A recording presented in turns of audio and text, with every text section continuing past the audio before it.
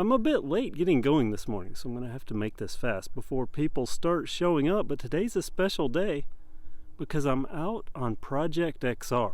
With its Mongoose with a scribbled over name and the XR barely visible with why ever they did these squiggles, I don't know, but Project XR, the Mongoose XR Pro, kind of started it all here on KevCentral. At least in the sense of me modifying big box bikes, because many of you may not know, my earliest videos actually kind of knocked big box bikes or Walmart bikes. Buddy showed up with one, told him not to get it. One thing led to another, started a search for a Walmart bike that would work, and here we are 3-ish years later with the KevCentral that exists today and quite a few nice big box bikes. But regular viewers will know there's one thing about Project XR. It's just not the bike for me. Vastly improved over what it is factory, which is the standard XR Pro, but 29er wheels, this tall frame, just not a bike that I ever felt fit me well. But that still doesn't mean it wasn't a massive improvement, because it is. I changed a lot on this bike.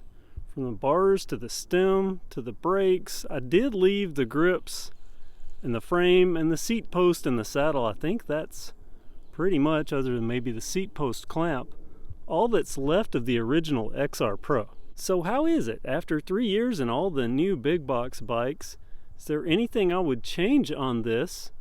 Well, probably a couple of small things. Number one, this fork, this Uding fork, I'll show it closer in just a moment, but they're no longer available, so I have to have something for that. This was back at the point where wider bars were what I was looking for. These are 760 millimeter. I like 720 now, but you know, I got on this morning, and I remembered me not being very comfortable on this bike, just because of the size of the frame and everything I've already mentioned, but turns out it's still a really good rider. So no, I really wouldn't change much of anything, again, other than that fork. But let me go over just a few things that I think have changed over time with this bike, just because of the way I do things here at KevCentral. Looks-wise, this stem looks a bit long, but it actually kind of works out geometry-wise with the bike.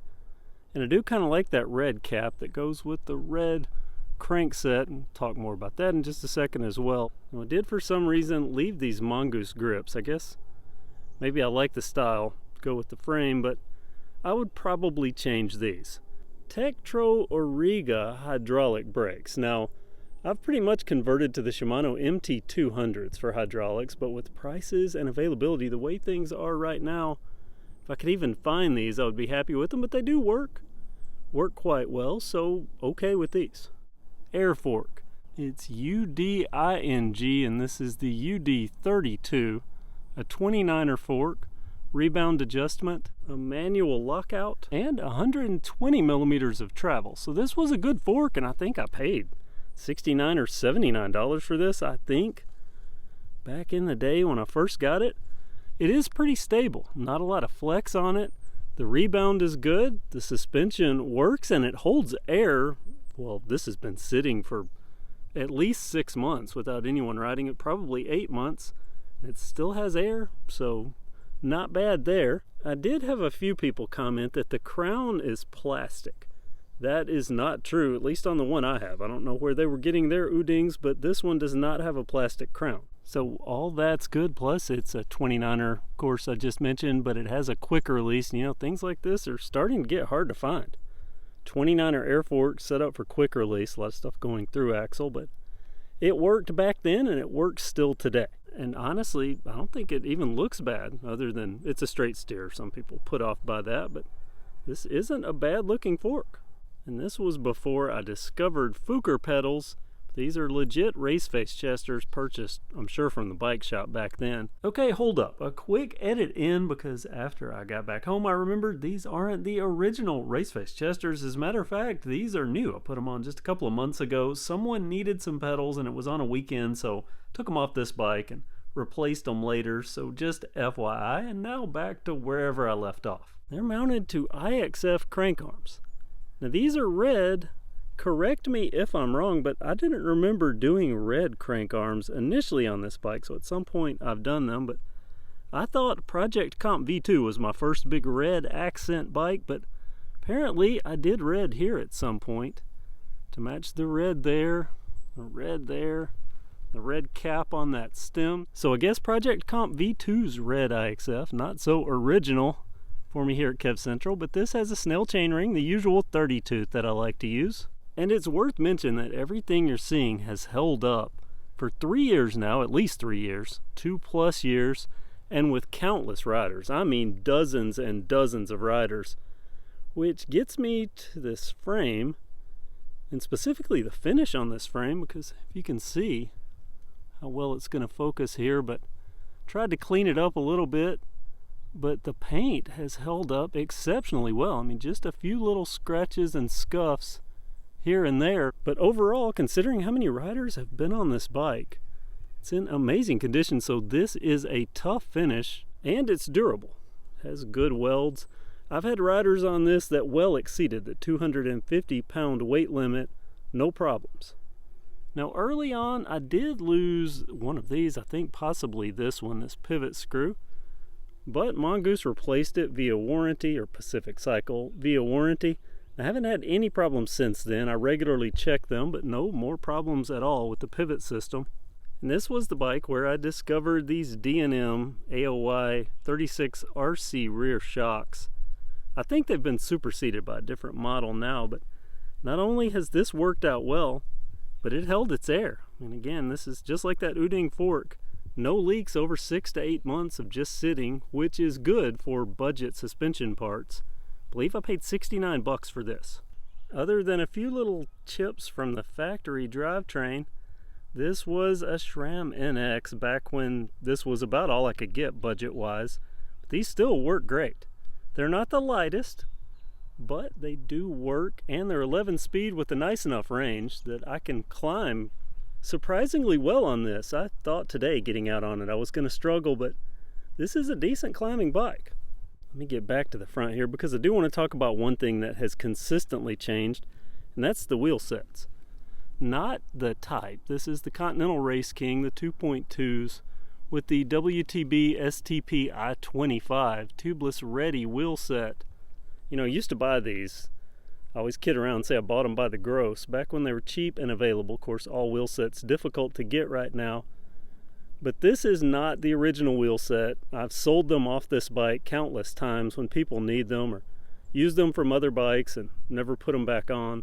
This is actually a fairly new set, one of my newer sets. As a matter of fact, I had to rob this particular wheel set off of Project Hydro this morning, because I do have one last new set of these, but I didn't want to use it. So at some point, I have robbed the wheel set off this, and I don't know what it was on there. Didn't even have a cassette on the back. But by the way, this bike did come with the factory wheel set that was set up with a cassette. So another big plus for this, for back in the day, this was $349 or $379 3 years ago, which contributes to it being probably the best big box bike that was available back then. Back to why I took this off of Project Hydro. Again, just a temporary borrow here. Matter of fact, I can probably just go back and forth to conserve on wheel sets, but Project Hydro also a SRAM NX, so that means I don't have to swap out cassette. I can go wheel set from bike to bike, and everything is fine. Now that does present a problem when I'm going to do the comparison video, which is coming up, and I even found someone that I think is going to help, at least assuming that we can get past the COVID surge that's going on right now. But once that's done, I can finally do the comparison video between Project XR and Project Hydro. And by the way, that original cassette and drivetrain, 24 speed. Now 11 and 32 single chainring up front. And you know, looking back, not only was this a full suspension, affordable and well built bike, but also it had quick release wheels front and rear, unheard of, and it was $349 to $379, as I've already mentioned.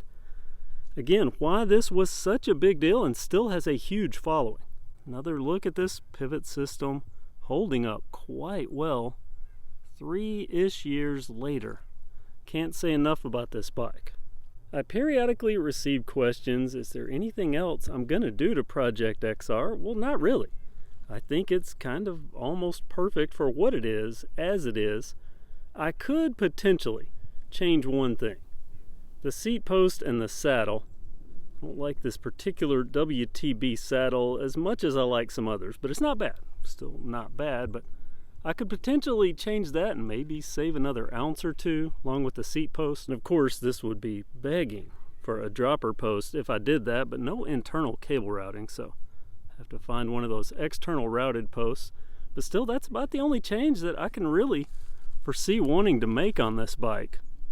I like it pretty much as is. Well, almost. If I were to redo it today, I would try to find an Advent X or an Advent 10, the 10-speed Advent drivetrain for back here, because it's a little bit lighter weight. These SRAM NX drivetrains, a little bit on the heavy side.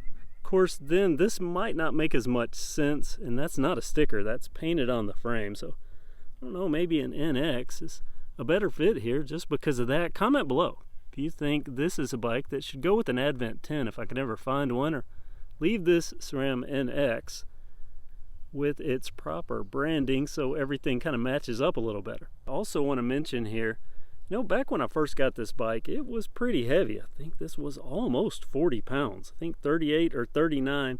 I can't remember the final weight on it. I want to say I got this down to 32, which is in line with full suspension bikes. But today, out on the trail, a nice little early morning ride, or semi-early morning ride, because as I mentioned, I started out a little late. I wouldn't have guessed that this weighs more than some of the other bikes that I ride out here, because it just works out so well. Of course, that cushy air suspension system makes it oh so nice over bumps. Well, I'm going to wrap this up. Get back out on the trail here with Project XR, the modified Mongoose XR Pro, the bike that really started it all. Comment below with what you think about this bike. If you're happy to see it back out on the trail, be sure to subscribe if you haven't already. Make sure you have that notification bell active so you don't miss any new videos. Thanks for watching KevCentral, and have a great day.